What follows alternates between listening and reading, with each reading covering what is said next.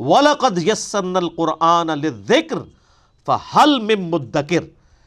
اور بے شک ہم نے اس قرآن کو نصیحت کے لیے آسان کر دیا ہے، تو کوئی ہے اس سے نصیحت حاصل کرے۔ یعنی یہ اتنی ساری عبرت کی باتیں جو قرآن حکیم میں بیان ہوئی ہیں، یہ اس لیے ہے کہ تاکہ تم بھی عبرت پکڑو۔ تو یہ بڑا آسان معاملہ ہے، کوئی راکٹ سائنس نہیں سمجھائی جا رہی۔ اگلی قوموں کے واقعات اور ان پر اللہ تعالیٰ کی طرف سے عذابات کا جو ذکر ہو رہا ہے، اس میں نشانی ہے کہ تم اللہ کی طرف لوٹ آؤ۔ تو یہ قرآن حکیم میں ان آیات کو ہم نے اتنا آسان کر دیا ہے کہ کوئی اگر ہدایت قبول کرنا چاہتا ہے، نصیحت حاصل کرنا چاہتا ہے، وہ نصیحت حاصل کر سکتا ہے۔ یہ بڑی مشہور آیت ہے قرآن کی، اس ایک آیت کے اوپر درجنوں گھنٹے بولا جا سکتا ہے،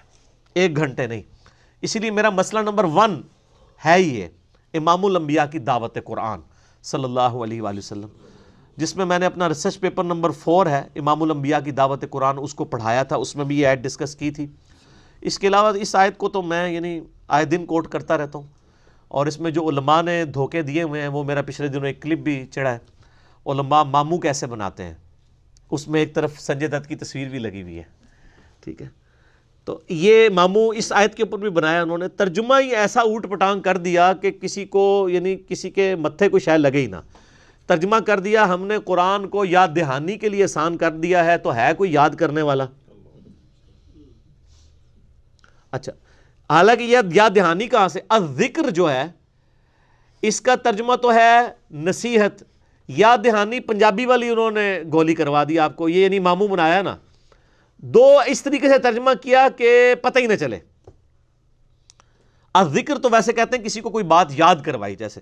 قرآن حکیم کو بھی کہا گیا ہے اِنَّا نَحْنُ نَزَّلْنَا الذِّکْرَ، یہ یاد دہانی، اللہ کی یاد دلانے والی کتاب کو ہم نے نازل کیا، ہم اس کی حفاظت کرنے والے ہیں۔ ہم جو ذکر بھی کرتے ہیں سبحان اللہ الحمدللہ، تو یہ اللہ کو یاد کر رہے ہوتے ہیں نا۔ اچھا، تو قرآن حکیم کو اس حوالے سے کہا گیا کہ اللہ کی یاد دلانے والی کتاب ہے، یہ اللہ کا ذکر ہے، یہ اللہ کی طرف مائل کرنے والی نصیحت ہے، یہ فَهَلْ مِن مُدَّكِرٍ، تو ہے کوئی، انہوں نے ترجمہ کیا یاد کرنے والا، یعنی حفظ کرو، بچے جڑے نا حافظ بناؤ، آپ نماز پڑھنے دی کوئی لوڑ نہیں ہے، نال ہی لے جان گے تانوں کتھے، انجینئرنگ تو پہلے جنت ہی جاندے سن، ان کے ادھر اور وہ تو میرا آپ یوٹیوب کے اوپر کلپ دیکھ لیں کہ حافظ قرآن کی فضیلت آپ لکھیں تو انشاءاللہ کئی فضائل و برکات ان کے کھل کے سامنے آ جائیں گے۔ یہ تو میرے بھائی جو المستدرک الحاکم میں یا سنن ابی داؤد میں احادیث ہیں کہ جو حافظ قرآن ایسا ہوا کہ جس نے قرآن پڑھا، قرآن کے مطابق عمل کیا، قرآن کے حلال کو حلال جانا، قرآن کے حرام کو حرام جانا، تو ایسے شخص کے ماں باپ کو ایسا تاج پہنایا جائے گا جس کے سامنے سورج کی روشنی ماند پڑ جائے گی، اور اس کو اللہ تعالیٰ فرمائے گا تو قرآن پڑھتا جا، جنت کی منازل طے کرتا جا، جہاں پہ تیری آخری آیت ہوگی وہی تیری منزل ہوگی۔ پر وہ حافظ لبو نا سر، حافظ قرآن کو تو عمل کرنا تو خیر بہت دور کی بات ہے، حافظ قرآن کو تو پتہ ہی نہیں قرآن کے اندر کیا لکھا ہوا ہے۔ قرآن کے حلال کو حلال اور حرام کو حرام وہی جانے گا جسے پتہ ہوا قرآن میں کیا لکھا ہوگا۔ تو یہ اس آیت سے انہوں نے کہا جی یہ قرآن یاد کرنے کے لیے آسان کر دیا ہے، تو ہے کوئی یاد کرنے والا؟ یہ ہے نصیحت کے لیے، لیکن اس کے لیے لفظ انہوں نے ایسا ڈھونڈا یاد دہانی، ایک ٹکٹ میں 2 مزے ہو جائیں۔ جب ہم ان سے پوچھیں گے یار آپ نے یہ کیا ترجمہ کیا، تو کہیں گے یاد دہانی کا ہے نا، اور دوسرے کو یہ کہیں گے یاد کرواؤ، یعنی انہوں حفظ کرو، حفظ ترجمہ کر دیا، ایسے الفاظ۔ حالانکہ اس کا جو سمپل ترجمہ ہے، ہم نے بے شک آسان کر دیا ہے قرآن کو للذکر، کہ اس سے لوگ نصیحت حاصل کریں، فَهَلْ مِن مُدَّكِرٍ، تو ہے کوئی نصیحت قبول کرنے والا؟ ایز فار ایز نصیحت از کنسرنڈ، قرآن حکیم دنیا کی سب سے آسان کتاب ہے۔ کہتے ہیں قرآن مشکل ہے۔ اچھا یہ قرآن تو آیا ہدایت کے لیے، قرآن تو انہوں نے کر لیا سائڈ پہ، آپ کو مولویوں کی کتابیں پکڑا دی ہیں، اور ان کو پتہ نہیں ہے کتنی بڑی گستاخی کر رہے ہیں کہ مولویوں کی کتابیں آسان ہیں اور اللہ کی کتاب مشکل ہے۔ یعنی مولویوں کو زیادہ اچھا طریقہ پتہ ہے کہ ہم نے کس آسان طریقے سے بات لوگوں کو سمجھانی ہے، اللہ تعالیٰ کو آسان طریقہ نہیں سمجھانے کے لیے آیا۔ اس کا تو یہی مطلب ہے نا، اور کیا مطلب بنتا ہے کہ قرآن مشکل؟ اچھا مولوی صاحب کی کتاب آسان ہے، یعنی مولوی کو یہ سینس ہے کہ میں نے عوام کی ہدایت کے لیے کس طرح کی کتاب لکھنی ہے، اور اللہ نے جو پوری انسانیت کی ہدایت کے لیے کتاب بھیجی ہے، جو پڑھے لکھوں کے لیے نہیں، صرف ان پڑھ کے لیے بھی، پڑھے لکھوں کے لیے بھی، انٹلیکچوئلس کے لیے بھی، ڈل مائنڈڈ لوگوں کے لیے بھی، وہ کتاب اس نے مشکل لکھ دی ہے۔ اور ان کے علماء کو سمجھ تھی کہ نہیں یہ مشکل نہیں، اس کو آسان کرنا ہے، اور آسان کرنے کے چکر میں تفسیریں لکھنے شروع کی۔ جب تفسیریں لکھی تو قرآن میں آیت تو لکھی بھی تھی ایاک نعبد و ایاک نستعین، تفسیر میں انہوں نے بزرگوں کو بھی مدد کے لیے پکارنے کو جائز قرار دے دیا۔ تفسیریں تو زیادہ تر میرے بھائی قرآن پاک کو کاؤنٹر کرنے کے لیے لکھی جاتی ہیں۔ جو قرآن خود ایک تفصیل شدہ کتاب ہے، کتاب فصلت آیاتہ، جو سورہ حامیم السجدہ میں آیا، اس کی آگے سے تفسیریں لکھنے کی کیا ضرورت ہے؟ زیادہ سے زیادہ اتنی تفسیر ہونی چاہیے کہ جو یعنی آپ کو سیاق و سباق کے لیے انٹرسٹ کے طور پہ اویلیبلٹی چاہیے ہو، ورنہ ہمارے نزدیک تو قرآن پاک ترجمہ بھی کافی ہے ہدایت کے لیے۔ باقی تو وہ میں بھی ظاہر درس قرآن دے رہا ہوں، میں بھی آج کے حالات و واقعات کے مطابق قرآن پاک کے اوپر کمنٹری کر رہا ہوں۔ اسی طرح کی کمنٹری کوئی تفسیر میں کرتا ہے اور موجودہ فتنوں کو ایڈریس کرتا ہے، وہ بالکل ٹھیک ہے، لیکن یہ کہنا کہ تفسیر کے بغیر قرآن جو ہے یہ ہدایت کے لیے کافی نہیں ہے، تو یہ بہت بڑی جرأت ہے، کیونکہ انہوں نے تفسیر ایسی کرنی ہوتی ہے جو آلریڈی ان کے بزرگوں نے عقیدے بتائے ہوتے ہیں۔ جو قرآن میں لکھا ہے اس کو من و عن اسی طریقے سے تو قبول کرنا نہیں ہوتا، اس کے لیے پھر تفسیر لکھنی پڑتی ہے، ورنہ تو قرآن میں جو کچھ لکھا ہے اس کو اگر اسی طریقے سے ماننا پڑے تو تفسیر کرنے کی ضرورت نہیں ہے۔ زیادہ سے زیادہ اگر تفسیر کرنی ہے تو قرآن حکیم کی آیات سے کی جائے، صحیح الاسناد احادیث کی روشنی میں کی جائے، اور وہ بھی صرف ایک انٹرسٹ کی چیز ہو سکتی ہے، اس سے ایز سچ کوئی اصول اور مبادی میں فرق نہیں پڑ سکتا۔ میں اکثر مثال دیتا ہوں، اس میں نے لیکچر بڑی ڈیٹیل سے ایک ریکارڈ کروایا، مسئلہ نمبر 154، کہ قرآن پاک احادیث کا بھی محتاج نہیں اپنی تفسیر کے لیے، یہ انٹرسٹ کی چیزیں ضرور ہیں۔ جہاں تک رہا نماز کا طریقہ قرآن میں نہیں آیا تو وہ قرآن کا ٹاپک ہی نہیں ہے، قرآن کا ٹاپک عقیدہ ہے۔ نماز کے طریقے کے لیے قرآن سنت کی طرف دھکیلتا ہے، لیکن یہ نہیں ہو سکتا کہ قرآن پاک میں عقیدہ بیان ہوا ہے، آپ اس کے خلاف کوئی عقیدہ کسی بزرگ کی کتاب کی روشنی میں، کسی جعلی روایت کی روشنی میں بنا لیں، ایسے تو نہیں ہوگا۔ تو وہ مسئلہ نمبر 154 میں نے ڈیٹیل کے ساتھ اسی ٹاپک پر ڈسکس کیا، اور ایک مثال میں اکثر دیتا ہوں کہ دیکھیں ٹریفک سگنل کے اوپر گرین لائٹ اس لیے ہوتی ہے کہ انسان چل پڑے، اور ریڈ لائٹ اس لیے ہوتی ہے کہ انسان رک جائے، تو یہ اینڈ رزلٹ ہے ان لائٹس کا۔ اب کوئی کہنے جی مجھے اس کی تفسیر سمجھائیں، تو ظاہر تفسیر تو اس کی بھی لکھی جا سکتی ہے، جی گرینری جو ہے یہ خوبصورت ہے، آنکھوں کو بھاتی ہے، اللہ تعالیٰ نے گرینری کو ایک پازیٹیولی اتنے سارے درخت اگائے ہیں، سبزہ، یہ سب کچھ ہے، اور جو ریڈ کلر ہے یہ بلڈ کا کلر ہوتا ہے، وہ ڈینجر کی علامت ہے، اسی سے یہ چیز اخذ کی گئی ہے کہ سرخ بتی جو ہے اس پہ کھڑا ہوا جائے، یہ خطرے کی نشانی ہے، گرین کے اوپر چلا جائے۔ میں اس کے اوپر 1-2 صفحوں کا مضمون بھی لکھ دوں،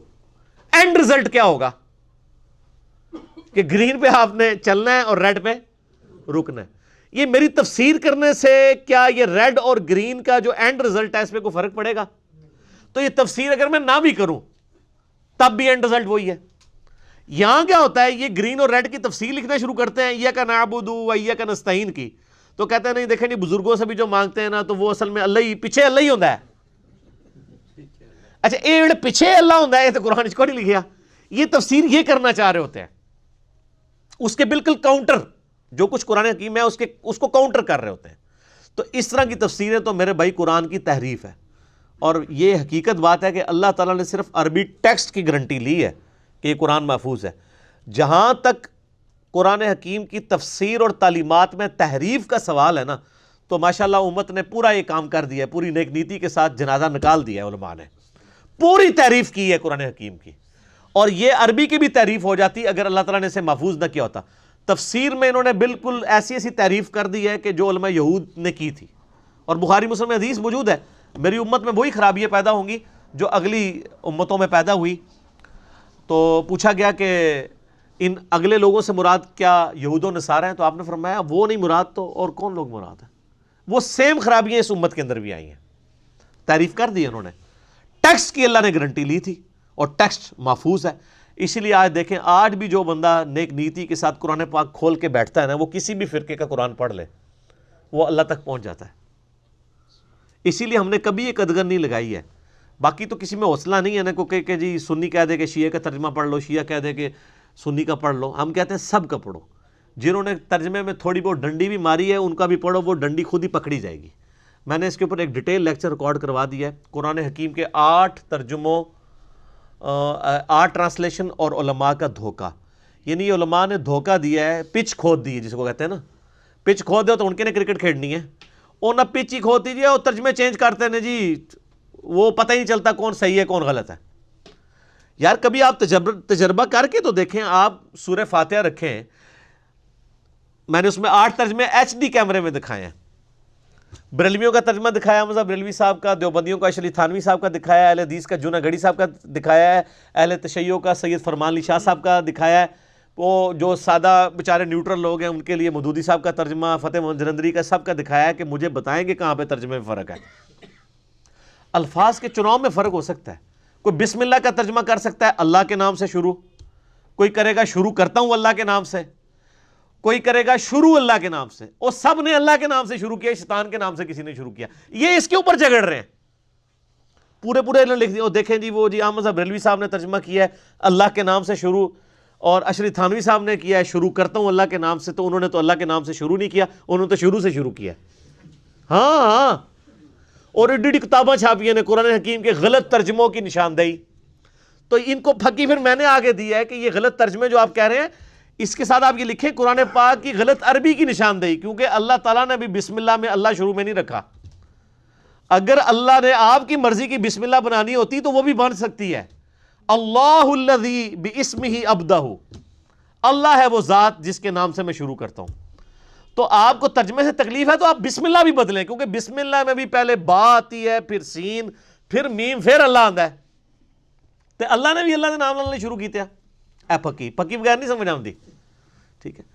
اور پھر میں نے ان کو بسم اللہ بنا کے دیے کہ سر آپ یہ بسم اللہ بھی چینج کریں، آپ اپنی بسم اللہ لکھا کریں اللہ الذی باسمہ ابدہ، اللہ ہے وہ ہستی جس کے نام سے میں شروع کرتا ہوں۔ یہ بیسیکلی انہوں نے روند ماری ہے۔ میرے بھائی آپ عربی کو تو چھوڑ دیں، آپ 10 PhD انگلش لیں، ان کو ہم ایک ہی مضمون لکھ کے دیتے ہیں اور انہیں کہتے ہیں آپ اس کو اردو میں ترجمہ کریں، کیا 10 کے 10 لوگ ایک جیسا ترجمہ کریں گے؟ لیکن مفہوم ایک ہی ہوگا، معنی ایک ہی ہوگا۔ اور جب ایک زبان دوسری میں ٹرانسلیٹ ہوتی ہے تو الفاظ کے چناؤ میں فرق آتا ہے۔ کیا خود بریلوی مکتبہ فکر کے جتنے علماء ہیں سب کے ترجمے ایک جیسے ہیں؟ یہ میرے ہاتھ میں پیر کرم شاہ صاحب کا ترجمہ ہے، احمد صاحب بریلوی صاحب کا رکھیں، اس میں بھی فرق ہے لیکن مفہوم ایک ہی ہے۔ دیوبندیوں کے سارے مولویوں کے ترجمے ایک جیسے ہیں، اہل حدیث کے ساروں کے ایک جیسے، لیکن مفہوم ایک جیسا ہے۔ تو یہ کتنا بڑا ظلم ہے۔ آج آپ کو کوئی کافر آ کے کہنا جی قرآن حدیث ڈائریکٹ نہیں پڑھنا گمراہ ہو جاؤ گے، آپ کہیں گے یہ اللہ کا دشمن ہے اس لیے کہہ رہا ہے۔ لیکن آپ کو جو مسلمان ممبروں پہ چڑھ کے کہنا ہے جی قرآن نہیں ڈائریکٹ پڑھی تھا جی، حدیث نہیں ڈائریکٹ پڑھنی چاہیے تھی، گمراہ ہو جاتا ہے۔ اچھا جی ڈائریکٹ نہیں پڑھتے، انڈائریکٹ پڑھا دو، تسی پڑھا دو۔ یہ جو کہہ رہے ہوتے ہیں ان کو کوئی یار آپ ہی درس قرآن شروع کر دیں۔ خود کیا ہوتا ہے اپنے مولویوں کی کتابیں، کوئی فضائل سنت کھول کے بیٹھا ہوا ہے، کوئی فضائل اعمال کھول کے بیٹھا ہوا ہے، ٹھیک ہے، اپنی اپنی کتابیں کھول کے بیٹھے ہوئے ہیں، چلو یار ہم ڈائریکٹ پڑھنے سے گمراہ ہیں، آپ ہی پڑھا دیں، تو نہ کھیڈاں گے تو نہ کھیڈن دیں گے۔ تو یہ بیسیکلی سازش کی ہے اسلام کے خلاف ان لوگوں نے، اور اللہ تعالیٰ کا فتویٰ بالکل واضح ہے۔ اور یہ آیت وَلَقَدْ يَسَّرْنَا الْقُرْآنَ لِلذِّكْرِ فَهَلْ مِن مُدَّكِرٍ، یہ قرآن حکیم میں 4 دفعہ یہ آیت اسی ایک صورت کے اندر ریپیٹ ہوگی، لیکن پھر بھی مولوی کو آج تک ہم نہیں سمجھا پا رہے کہ خدا کے لیے اللہ تعالیٰ نے تو اسے آسان کیا ہے، تو مان لے، کہنا نہیں مشکل ہے۔ اچھا قرآن میں 4 دفعہ تو آ گیا کہ قرآن سمجھنے کے لیے آسان ہے، تو ہے سمجھنے والا۔ یہ جو کہتے ہیں قرآن سمجھنے کے لیے مشکل ہے، ایک ہی آیت ہے قرآن دی، ہے کدھر؟ کہیں بھی نہیں لکھی ہوئی، جہاں بھی آیا ہے اللہ نے کہا آسان ہے، قرآن سے نصیحت حاصل کرو۔ تو یہ جو مشکل والی بات ہے ان کو پوچھنی چاہیے تھی، یہ کہاں لکھی ہوئی ہے کہ قرآن سمجھنے کے لیے مشکل ہے؟ کہیں لکھا ہوا ہے قرآن پاک میں؟ تو صحابہ کرام کیا PhD تھے سارے؟ اکثر کو لکھنا پڑھنا بھی نہیں آتا تھا، اللہ تعالیٰ نے ان کو ہدایت دے دی۔ چلے صحابہ کو تو چھوڑ دیں، ان کو تو آپ بینیفٹ دے دیں گے کہ نبی علیہ السلام کی صحبت کا۔ آج جو گورے مسلمان ہو رہے ہیں وہ عربی میں قرآن سیکھ رہے ہیں، وہ تو انگریزی ترجمہ پڑھ رہے ہیں، اللہ ان کو ہدایت دے رہا ہے۔ اصل میں چونکہ ان کے اپنے عقیدے قرآن کے خلاف ہے نا، اس لیے یہ رسک لے ہی نہیں سکتے کہ لوگوں کو قرآن کے اوپر لگائیں۔ پھر انہوں نے ایسی کہانیاں، میرا ایک یوٹیوب پہ آپ کلپ دیکھیں، قرآن بامقابلہ فضائل اعمال۔ فضائل اعمال میں سے میں نے وہ HD کیمرے میں ہم نے پورا JPG ایڈ کیا ہے۔ ایک واقعہ لکھا ہے جی، احمد بن حنبل کہتے ہیں کہ جی ایک رات مجھے اللہ تعالیٰ کی خواب میں زیارت ہوئی، تو میں نے کہا کہ اے اللہ تیرے قرب کا سب سے بہترین ذریعہ کیا ہے؟ تو اللہ تعالیٰ نے فرمایا قرآن کو پڑھنا۔ تو آگے احمد بن حنبل نے کہا یا اللہ سمجھ کے یا بغیر سمجھ کے؟ یہ نہ سمجھا کہ احمد بن حنبل کو پاکستان انڈیا دا کوئی مولوی سی، ٹھیک انہوں سے عربی آندی سی اللہ دے بندے انہیں کیوں گل کرنی سی سمجھ کے یا بغیر سمجھ کے کولو کہانی بنا لی تو اللہ تعالیٰ میں چاہے سمجھ کے چاہے بغیر سمجھ کے استغفر اللہ یعنی قرآن کہیں یہ کہہ رہا ہے کہ چاہے سمجھ کے پڑھو قرآن کے قرآن پاک میں تو بار بار یہ ایون آپ دیکھیں میں نے یہ جو امام الانبیاء کی دعوت قرآن ریسرچ پیپر لکھا ہے اس کے اندر میں نے یعنی باقاعدہ کوٹ کی ہے یہ آیت اللہ تعالیٰ نے سورہ صاد کے اندر ارشاد فرمایا کہ ہم نے اس کی آیات اس لیے نازل فرمائی ہیں کہ لوگ ان کی آیات کے اوپر تفکر کریں اور دیکھیں نا اے شیطان نے غائب کاٹ چھڑا ایک ہی پمفلٹ ایڈا نہیں گا ٹھیک ہے او امام الانبیاء کی دعوت قرآن لاؤ ادھر منو دیو اچھا جی باقی میں ان کو کیا سارے میرے ٹیبل پہ ہونے چاہیے تاکہ میں کسی وقت کوئی چیز کوٹ کرنی ہو تو میرے بالکل سامنے ہونا چاہیے لائیں جی یہ پکڑائیں سورہ صاد کے اندر یہ آیت یہ ویسے ہے نا یہ جو امام الانبیاء کی دعوت قرآن ریسرچ پیپر ہے سر 4 صفحوں میں نے یعنی اپنی طرف سے اللہ تعالیٰ کے حضور حجت تمام کی ہے ایک بندے کو قرآن کا شوق دلانے کے لیے قرآن کی تعلیمات کیا ہیں اس میں یہ سورہ صاد کی آیت نمبر 29 ہے کتاب انزلناہ الیک مبارک اے نبی علیہ السلام یہ بابرکت کتاب ہم نے آپ کی طرف نازل فرمائی لیدبروا آیاتہ تاکہ لوگ اس کی آیات کے اوپر تدبر کریں غور و فکر کریں وَلِيَتَذَكَّرُوا أُولُو الْأَلْبَابِ اور جن کے عقل ہے نا جن کا بھیجا ہے وہ اس سے نصیحت حاصل کر لیں اگر کوئی پاگل ہو گیا وہ تو ٹھیک ہے اس کے لیے تو بخاری مسلم میں حدیث ہے کہ جو مجنون ہے پاگل ہے یا سویا ہوا شخص ہے اس کے اوپر شریعت کی گرفت نہیں جس کے دماغ میں عقل ہے نا جو روٹی کھاتے وقت منہ میں ڈالتا ہے ناک میں نہیں ڈالتا ٹھیک ہے اس کو اتنی سمجھ ہے تو اس کے لیے اس قرآن کے اندر ہدایت موجود ہے یہ کہانیاں انہوں نے لکھی جی سمجھ کے چاہے بغیر سمجھ کے اور احمد بن حنبل کے متھے مار دیا اور پھر دیکھیں اس میں انہوں نے اللہ تعالیٰ کو بھی بیچ میں لے آئے یعنی اللہ تعالیٰ قرآن میں کچھ اور کہتا رہے اور احمد بن حنبل کو خواب میں آ کے کچھ اور ہی بتا کے چلے گئے اور وہ اسی کو لے کے چل رہے ہوتے ہیں پھر یعنی اگر ایک بندے کو دعوت و تبلیغ کے کام میں جڑے ہوئے 30 سال بھی ہو چکے ہیں نا 30 سال پہلے بھی اس کو ترجمہ سورہ بقرہ کا نہیں آتا تھا 30 سال بعد بھی نہیں آتا اور جو غامدی صاحب سے کسی نے پوچھا نا کہ آپ کیا نصیحت کریں گے ایک میرا بھی یوٹیوب پہ کلپ ہے تبلیغی جماعت والوں کو مخلصانہ نصیحت اس میں نے یہی بات کی تھی کہ قرآن کو سلیبس کے طور پہ ڈالا جائے تو وہ غامدی صاحب نے کہا کہ بس ایک ہی جھگڑا ہے کہ جو بچہ پرائمری اسکول کا ہے وہ پرائمری کا ہی رہتا ہے 30 سال بعد بھی یعنی جو کچھ اس کو شروع میں سکھائے جاتے ہیں 6 نمبر اینڈ تک 6 نمبر ہی چلتے ہیں میں ایون خود ڈرائیو انڈ گیا 2007 کی بات ہے تو میں نے یعنی ان کے سٹال کے اوپر نا مختلف چیزیں حالانکہ میں تبلیغی جماعت کو بہت پروموٹ بھی کرتا ہوں ان کی جو پازیٹیو چیزیں بہرحال غلطیاں بھی ہائی لائٹ خوگر ہم سے تھوڑا سا گلہ بھی سن لے تو جو تعریف کرتے ہیں ان کا گلہ بھی سننا چاہیے تو میں وہ رائیونڈ یعنی اس میں مرکز میں جو ان کے سٹال تھا نا اجتماع میں نومبر 2007 کی بات ہے یعنی آلموسٹ آج سے آپ سمجھ لیں 12 سال پہلے کی 11 سال تقریباً تو سٹال پہ جناب فضائل اعمال رکھی ہوئی ہے فضائل صدقات فضائل درود حیات صحابہ میں نے کہا جی قرآن پاک ترجمے والا کہتا ہے جی قرآن ترجمے والا کوئی نہیں رکھا ہوا ہم نے میں نے کہا ادھر تو لاکھوں لوگ آئے ہوئے ہیں تو ترجمے والا قرآن کیوں نہیں رکھا ہوا آپ نے جب اپنے بزرگوں کی کتابیں رکھی ہیں تو اللہ کی کتاب ہی رکھے نا وَأُوحِيَ إِلَيْكَ وَأُوحِيَ إِلَيَّ هَذَا الْقُرْآنُ لِأُنذِرَكُم بِهِ وَمَن بَلَغَ اس کو میں نے ٹائٹل آیت بنایا ہے اس پمفلٹ کی اے نبی علیہ السلام سورۃ الانعام آیت نمبر 19 فرما دیجئے مجھے قرآن اللہ نے اس لیے وحی کیا ہے تاکہ اس کے ذریعے تمہیں بھی تبلیغ کر دوں اور جس تک یہ کتاب پہنچ جائے تو کہتے ہیں جی وہ حضرات فرماتے ہیں جی قرآن سے اختلاف پیدا ہوتا ہے انا للہ و انا الیہ راجعون تو میں نے خیر پھر بھی پازیٹیو لیا میں نے کہا جی اگر آپ اختلاف سے ڈرنا چاہتے ہیں تو آپ سارے فرقوں کے ایک ایک ترجمہ رکھ لیں یعنی اگر کوئی بریلوی آئے گا وہ بریلوی ترجمہ لے لے گا اختلاف کہاں سے ہوگا آپ پوچھ لیں جی ہاں جی آپ کون سا لینا چاہتے ہیں تو اگر دیوبندی ہے شری تھانوی کا لے لے گا اہل حدیث ہے جونا گڑھی صاحب کا لے لے گا اگر کوئی شیعہ ہے تو فرمان علی شاہ صاحب کا لے لے گا یا اگر کوئی سادہ سا مسلمان ہے وہ فتح محمد جلندری کا یا مودودی صاحب کا ترجمہ آپ ساروں کے رکھ لیں لوگوں کی مرضی ہے تو اچھا یہ ان کو ڈر نہیں ہوا کہ ہمارے بزرگوں کی لکھی ہوئی کتابوں سے اختلاف پیدا ہوگا حالانکہ ان سے پوچھیں کہ آپ کے بزرگوں کو تو بریلوی مانتے ہی کوئی نہیں ہے جن کی کتابیں آپ نے رکھی ہوئی ہیں تو اس سے نہیں اختلاف پیدا ہو رہا قرآن میں تو پھر بھی آپ کے پاس اسکیپ روٹ ہے نا کہ سر آپ نے شری تھانوی کا نہیں لینا تو آپ حمزہ بریلوی کا لے لیں آپ نے حمزہ بریلوی صاحب کا نہیں لینا تو آپ جونا گڑھی صاحب کا لے لیں